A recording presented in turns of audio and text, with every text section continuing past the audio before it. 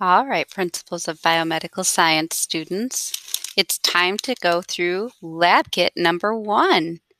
Contents include inoculating loops, a Sharpie, a vial of bacteria, agar plate, and gloves. So we'll open it up, take our inoculating loops that look like little bubble wands, set them off to the side for now.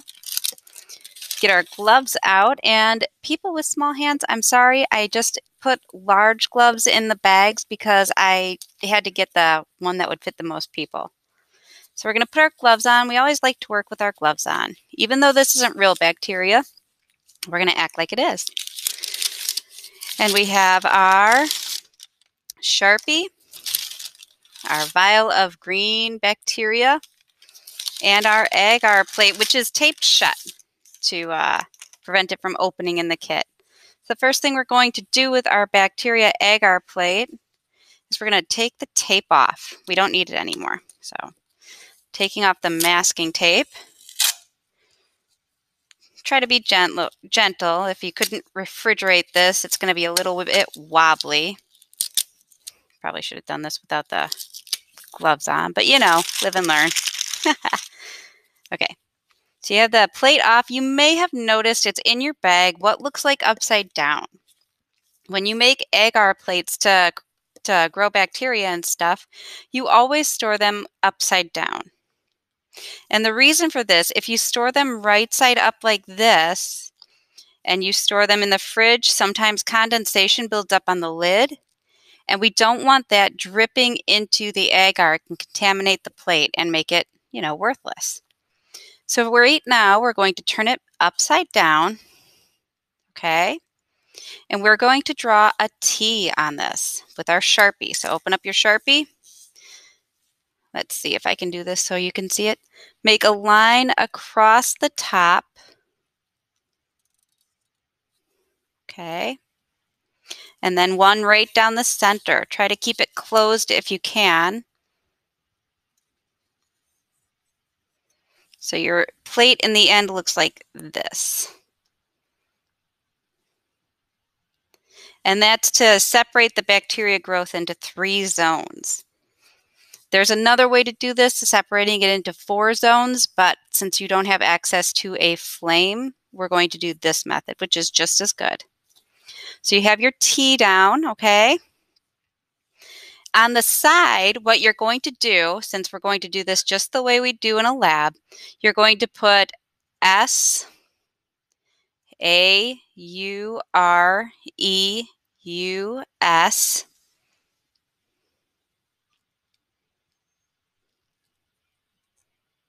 your initials,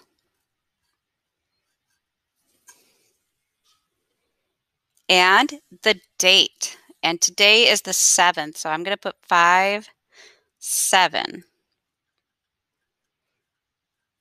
Okay. You put that on the side of the lid. So we have it all labeled and ready to go. So I'm going to turn it right side up and set it down while I cap my marker. So now we're plating bacteria. We're going to use one of our inoculating loops and our bacteria. The top part of the T is where we will start, okay? So if you look at your plate, you made the T across the top, and then you have this zone and this zone. We're going to start up here in this top zone. And the reason we plate bacteria the way we do is they grow really, really, really close together. So the top part of the T where we start is going to be if you were doing this in a lab, it would be just a solid mass of bacteria. You wouldn't be able to see anything. And the bottom parts are going to be where they're more spread out. So you take your loop out. You're trying not to touch this end that looks like a bubble wand. This is what we're going to use to scoop the bacteria out. You're only going to do this once, okay? So you open your bacteria. You scoop some out with your inoculating loop. So you should see some on there. Close the bacteria and set it aside. You don't need it anymore. Open your plate, and I'm going to do this like up here so you can see what I'm doing. And you're going to rub your inoculating loop back and forth across that top part of the tea gently so you don't puncture your agar like I just did. And if you do, that's okay because we're not really growing bacteria. So the top part looks like that. You wouldn't be able to see it as clearly with real bacteria. It would just look like streaks across the plate. Now you want to do this carefully because really growing bacteria, if you punch it into the agar, it's going to suffocate and not grow. Okay, so we have that done. I'm going to set my plate down and put the lid on while I'm not working with it. And this time what you're going to do is you're going to slide this used inoculating loop back into its package and you're going to throw it away. This isn't real bacteria we're using, so it's okay. If you were doing this in a lab, you would put that used inoculating loop into a beaker full of bleach, probably. So this top area is where the bacteria is going to grow really thick. We're not going to be able to see anything we want to see, so we have to spread it out. So the next thing you're going to do, open another clean inoculating loop, pull it out so that you don't touch the loop part, the part that looks like a bubble wand. You never want to touch that to anything but the agar plate.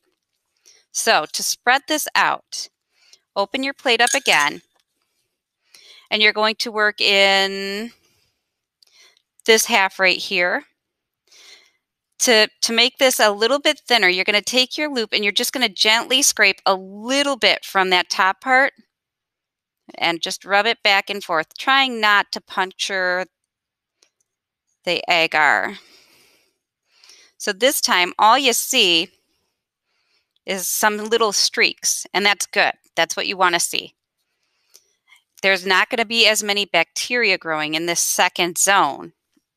And we want to see that. We want to see isolated colonies, which means very few bacteria growing together.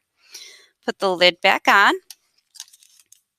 Dispose of your inoculating loop the same way you did the other. Slide it back into its wrapper and set it aside. And now it's time for the third zone, probably the most useful for identifying bacteria. You're going to open up your last sterile inoculating loop, and these things are giving me a little bit of issue. Pull it out so you don't touch that loop to anything. Now, the second zone, you put your loop up here in this top zone to get some bacteria. The third one, you're actually going to put it in that second zone and get a little bit. So you put it in there, and then you rub it in that third zone, trying not to puncture, but this is Jell-O, so it's a little soft. So if you do, don't worry about it. And that third zone now has very few bacteria, which will grow in nice isolated colonies.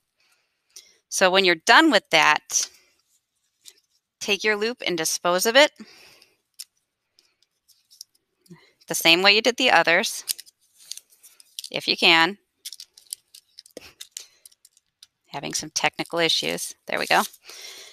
And you take your plate. Again, you probably punctured your Jell-O with the loop. Real agar that you would use is a bit more firm than Jell-O, so you wouldn't be puncturing it, especially if you've been gentle. So you're taking this, you're ready to grow your bacteria. You're going to turn it upside down like this. Sometimes, depending on whether it's a big shared lab or not, you're going to tape the end of it with masking tape. You're going to tape around the sides to seal it up.